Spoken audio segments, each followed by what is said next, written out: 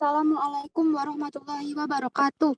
Perkenalkan, kami dari kelompok 8, mata kuliah perkembangan aliran linguistik. Di sini kami akan mempresentasikan hasil diskusi kami mengenai aliran sistemik fungsional. Adapun anggota kelompok kami yaitu Azahra Hairunisa, Ratna Diansyah, Anggraini Kusmaningrum, Nur Ulfa Hidayah, dan Zainab Umi Kultum. Sesi presentasi akan dimulai dengan pemaparan materi oleh saya sendiri.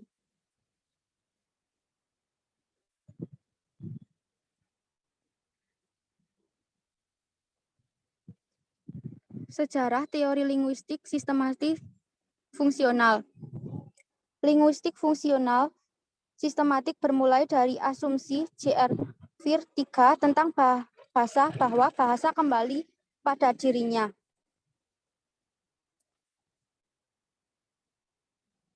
Atau linguist turn back on itself. J.R. Vir sekitar tahun 1930 sampai 1950 meyakini bahasa akan kembali pada kealamiannya, yakni berkaitan langsung dengan posisi filosofis dari bahasa itu sendiri. Pemikiran ini berbeda dengan aliran Leonard Bloomfield yang condong menyelidiki bahasa dan strukturnya. M.A.K. Haldai sebagai murid J.R. Vir nantinya mengembangkan asumsi ini dan menaruh perhatian yang besar terhadap bahasa dan makna serta bahasa dan fungsi sosialnya sebelum linguistik fungsional sistematik muncul. M.A.K. Haldai mengembangkan teori linguis asosial semiotik atau bahasa sebagai semiotika sosial. Linguistik fungsional sistematik terdiri dari banyak pandangan tokoh linguistik, termasuk diantaranya M.A.K. Haldai dan J.R. Vir. Haldai berjasa sebagai akademisi yang mengembangkan lebih jauh mengenai teori ini. M.A.K. Haldai adalah tokoh yang mendominasi teori ini, sebagaimana juga terlihat dalam bukunya yang lain, Language, Konteks, dan Teks Language as a Verbal Art, dan Language a Social Semiotic. Linguistik sistemik fungsional juga berkaitan dengan bukunya, Functional Grammar.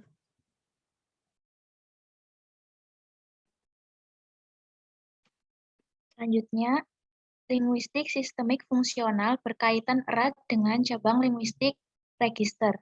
Teori linguistik fungsional sistemik juga ikut berperan mengembangkan teori lainnya seperti analisis wacana serta critical language yang ikut meneliti bahasa dan kaitannya dengan aspek di luar bahasa.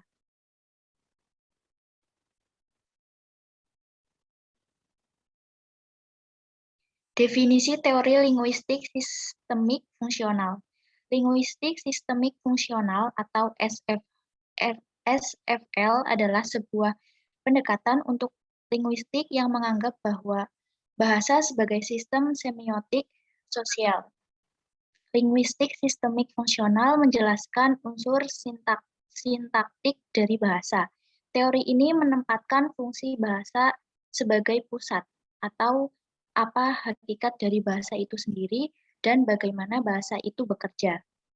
Berbeda halnya dengan pendekatan struktural yang menempatkan elemen-elemen bahasa dan kombinasinya sebagai pusatnya, linguistik sistemik fungsional bermula pada konteks sosial dan melihat bagaimana bahasa bertindak dan dibatasi oleh sosial konteks.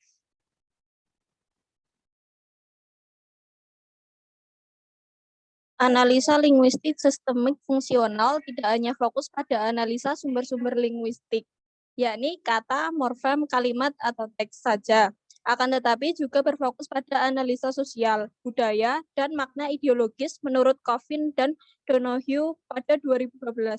Di dalam analisa linguistik sistemik fungsional, pola struktur bahasa dan makna bahasa dipandang sebagai satu kesatuan hubungan atau kogenetik dengan faktor sosial dan budaya di mana bahasa itu digunakan, menurut Halliday pada 1978.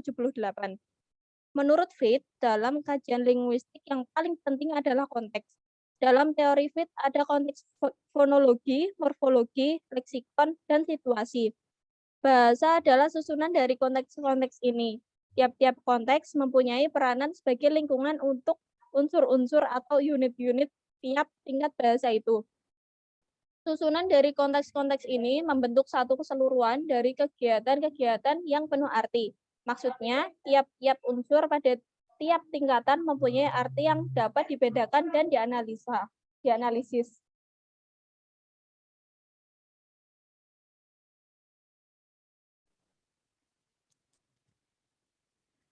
Haliday dan Hasan 1989 menjelaskan bahwa linguistik sistemik fungsional adalah teori bahasa yang menyoroti hubungan antara tiga unsur pokok, yaitu bahasa, teks atau wacana, dan konteks.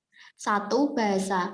Menurut Ford, struktur bahasa itu terdiri dari 5 tingkatan, yaitu tingkatan fonetik, leksikon, morfologi, sintaksis, dan semantik. Yang menjadi unsur dalam tingkatan fonetik adalah fonem, yang menjadi unsur dalam tingkatan morfologi adalah morfem, yang menjadi unsur dalam tingkatan sintaksis adalah kategori-kategori sintaksis, dan yang menjadi unsur dalam tingkatan semantik adalah kategori-kategori semantik. 2. Teks. Teks adalah bagian dari penggunaan bahasa. Seperti yang diketahui bersama bahwa teks adalah bentuk dari bahasa yang bisa berupa tulisan atau ucapan atau ujaran. Teks adalah kumpulan dari makna-makna yang dihubungkan dengan konteks atau situasi di mana bahasa itu diaplikasikan. Di dalam ilmu bahasa terdapat beberapa jenis teks: deskriptif, naratif, recount, anekdot, dan prosedur adalah sebagian contoh dari jenis-jenis teks. Linguistik sistemik fungsional tidak berfokus pada ciri kebahasaan yang terdapat dalam setiap jenis teks tersebut, melainkan pada bagian jenis teks itu menyajikan perbedaan fungsi yang berhubungan dengan konteks.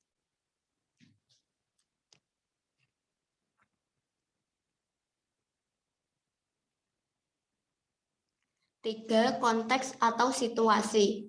Konteks atau situasi adalah keadaan atau kondisi yang melatar belakangi penggunaan bahasa. Perbedaan konteks yang mengiringi bahasa akan membawa perbedaan makna terhadap bahasa. Demikian juga jenis atau variasi bahasa akan sangat dipengaruhi oleh konteks, di mana bahasa itu digunakan. Konteks atau situasi dibagi menjadi dua, yaitu konteks situasi.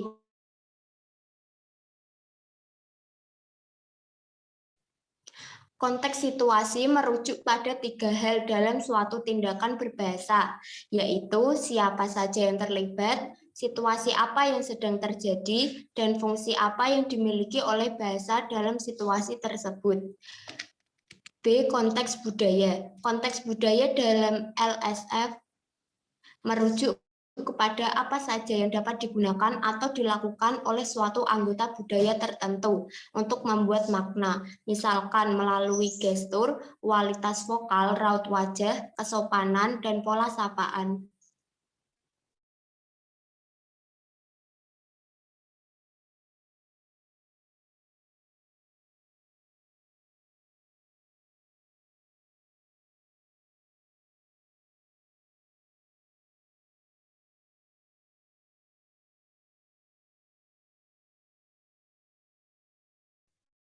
Karakteristik umum SFL atau LSF. Sangat berbeda dengan cabang linguistik lain, linguistik fungsional sistemik memiliki orientasi yang berbeda dengan sintaks, semantik, dan pragmatik. Apabila ketiganya menyelidiki ke dalam bentuk, a study of forms, dan arti bentuknya, what the forms mean, linguistik sistemik fungsional lebih memperhatikan aspek di luar bahasa yakni konteks. Ada prinsip dasar yang digunakan dalam linguistik sistemik fungsional yaitu 1. Sosial semiotik, 2. Bahasa sebagai sumber atau resource, 3. Teks bukan kalimat, 4. Teks dan konteks sosial. Fungsi bahasa menurut teori linguistik sistemik fungsional. Linguistik sistemik fungsional memiliki 3 metafungsi. Ketiga metafungsi ini nantinya berguna untuk menyelidiki makna yang terbentuk atau bagaimana makna itu nanti terbentuk dalam sebuah konteks situasi. 1. Ideasional, construing experience function. Fungsi ideasional dalam linguistik, fungsi sistemik menjabarkan bagaimana bahasa bisa mewakili pengalaman dan mengekspresikan persepsi tentang dunia atau suatu kejadian. Dalam fungsi ini ada 3 aspek yang saling berkaitan, proses atau proses, partisipan atau partisipan, dan keadaan atau circumstance. Ketiga aspek tersebut nantinya yang membentuk realita. Interpersonal. Fungsi interpersonal menggarisbawahi bagaimana bahasa digunakan dalam berinteraksi dengan pasangan atau partner, bahasa kita atau listener, apabila komunikasi saling dimengerti oleh kedua pihak, speaker dan listener. 3. Tekstual atau tekstual.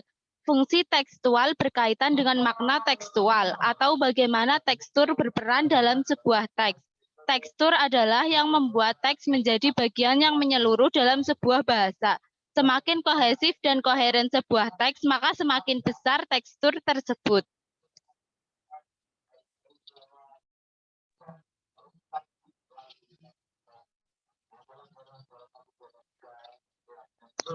Kelebihan dan kekurangan aliran linguistik sistemik fungsional. Kelebihan, 1. Dapat mengetahui bahwa setiap fonem atau bunyi itu memiliki fungsi sehingga dapat membedakan arti. 2. Aliran ini sangat mempengaruhi tata bahasa dalam perkembangan linguistik sebelum sekaligus membuka cakrawala baru agar aspek fungsional menjadi pertimbangan penelitian bahasa. 3. Setiap monem atau istilah Mortinet yang diartikulasikan memiliki isi dan ekspresi, dengan begitu dapat dilihat fungsinya. 4. Aliran ini menekankan pada fungsi preposisi pada struktur kalimat. Maksudnya, unsur linguistik dalam sebuah kalimat dapat dijelaskan dengan merujuk pada fungsi sehingga ditemukan pemahaman logis dan utuh. 5. Aliran ini berhasil melihat setiap komponen bahasa berdasarkan fungsi dan menginspirasi gagasan adanya relasi atau antara struktur dan fungsi bahasa. Kelemahan aliran linguistik sistemik fungsional. 1. Gagasan fungsional tidak menyentuh secara mendalam komponen fungsional untuk menentukan makna dalam penelitian bahasa. 2. Bagaimana menyusun kalimat yang benar berdasarkan fungsi pun tidak jelas. 3. Tidak mampu menguraikan fungsi unsur linguistik lebih rinci, khususnya pada tataran sintaksis. 4. Dalam unsur kalimat, gagasan aliran ini tidak menjelaskan komponen apa saja yang tercakup dalam aspek fungsional pada kalimat.